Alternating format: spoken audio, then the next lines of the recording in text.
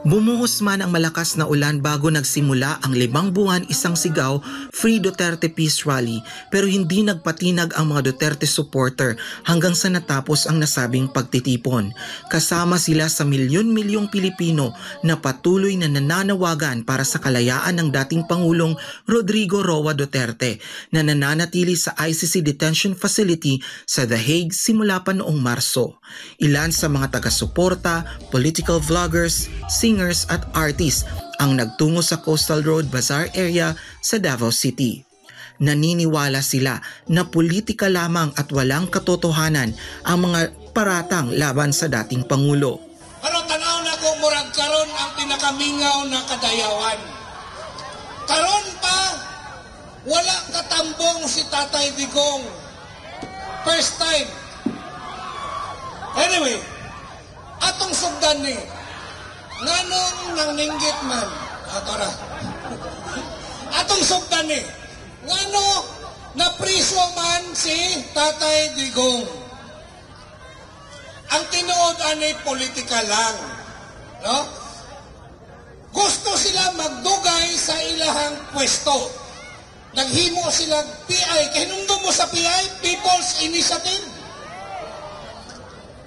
Og natayon tong People's Initiative, wala na'y election mahitabo.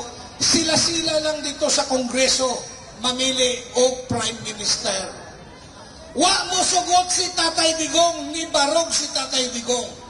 Nagpapasalamat naman ang mga apo ni FPRRD na ngayon ay sumusunod sa kanyang yapak sa politika na sina Davao City Vice Mayor Rodrigo Rigo Duterte II at Congressman Omar Duterte sa lahat ng mga Davaoenyo na walang sawang sumusuporta kay FPRRD at sa pamilyang Duterte.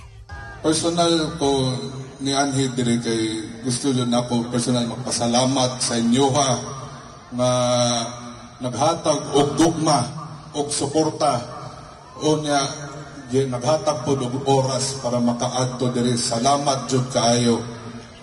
O palakpakan inyong sarili kay ang inyong gibuhat dakong respeto jud na sa ato atanan.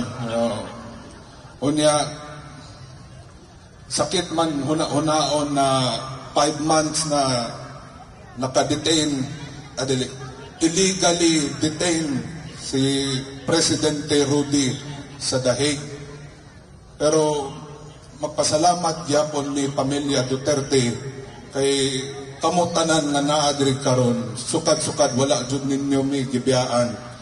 Musalamat na lang kita karon kay gina-question na ang gobyerno. Dito mo sugtana kanang ani lang wala inyo normal dili ni tama. Dumalo rin si Senator Bongo na nagsabing mahalaga ang pananalangin para sa kalusugan ng dating Pangulo at ang pagpapatuloy ng laban para sa kanyang kalayaan. Kaya hangyo lang ko sa inyo, huwag mo tayo tumigil na ipaglaban si Tatay Digong. Ako, I am for peace and unity aning kalibutan na. Di ko gusto samok pero importante sa ako makauli sa si Tatay Digong dire sa atong nason. Bring Tatay Digong home. Hangyo ko sa inyo.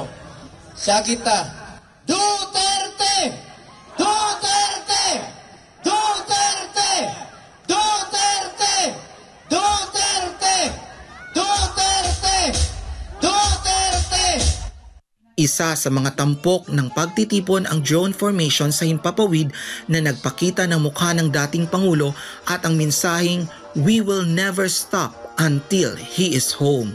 Samantala nananatiling palaban ang defense team ni FPRRD matapos nitong muling hilingin ang kanyang interim release sa International Criminal Court nitong Martes, Agosto 19. Sa kabila ng 5 buwang pagkakadetine sa The Hague, matatag ang panawagan ng mga Duterte supporters, "Bring Tatay Digong home."